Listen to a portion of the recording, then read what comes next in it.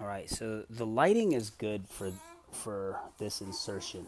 It's perfect because we have outside light, which is almost always the best kind of light that you want to use. Okay, I'm not using any light that's gonna blow out the veins, but I'm gonna go for this AC vein right here.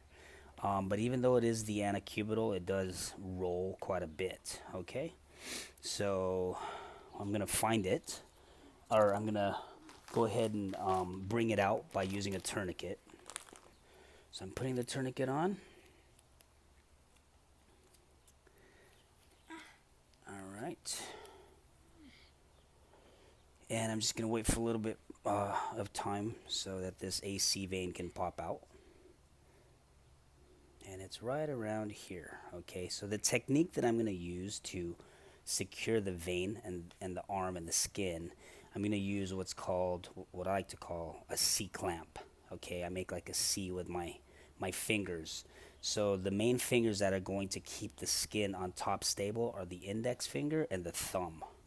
But I'm gripping the bottom skin down here with these fingers too. All right. So let's see.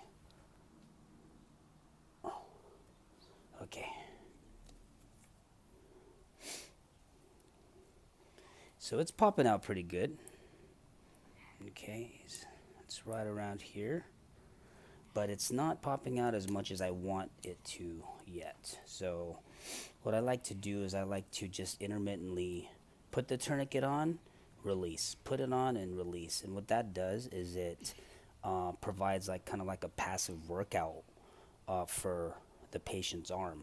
Okay, because normally we say like if we have a hard time finding the veins, get up and go for a little walk so it pops the veins out. Well, obviously my patient can't do that. So what I do is I just intermittently put a tourniquet on and release it. Okay. Almost there, Jacob. Okay, so let's try and find it again. So it's right around here. And my method for feeling a vein is I don't just tap on the vein. I like to massage the area and just kind of roll, kind of scoot my finger back and forth and really feel the contour of the vein.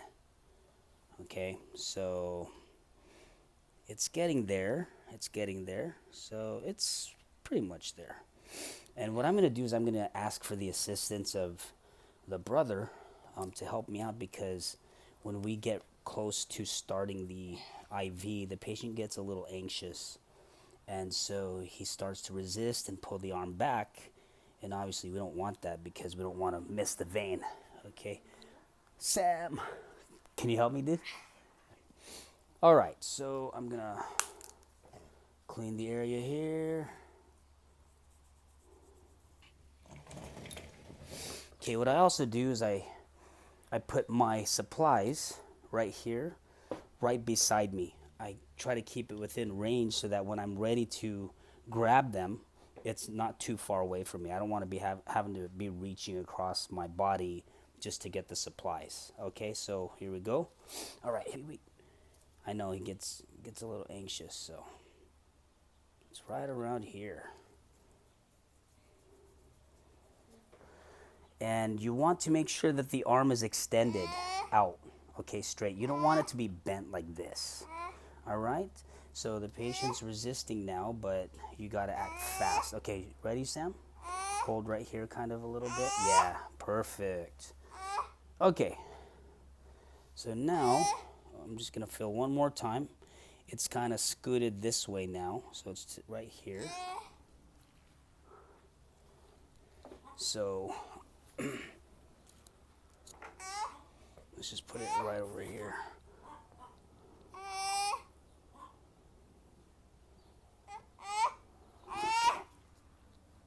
Okay, ready? Here we go. All right, so we're going to go in.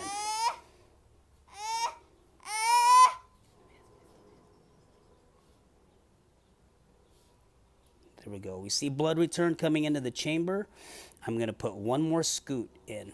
Just move it a little more. And we still see a little blood coming out. Hold on. So if you see blood stop like that, pull back a little bit. it's coming back out again. Now, advance. There we go. Okay. Now we're gonna pull this, take this off, and we're gonna get our little syringe. Now the technique here is the catheter ends right around here. Put distal pressure, pressure distal to that. All right. You're gonna take away remove the stylet, and it's kind of wanting to bleed a little bit, but there you go. So we're good. Tighten it up really well, and then push. So as you're pushing, you observe for any kind of leaking, swelling, pain. So we don't really see any of that. We don't see any of that. So we're good. So just take the syringe off and secure it with Tegaderm, and we're good. All right.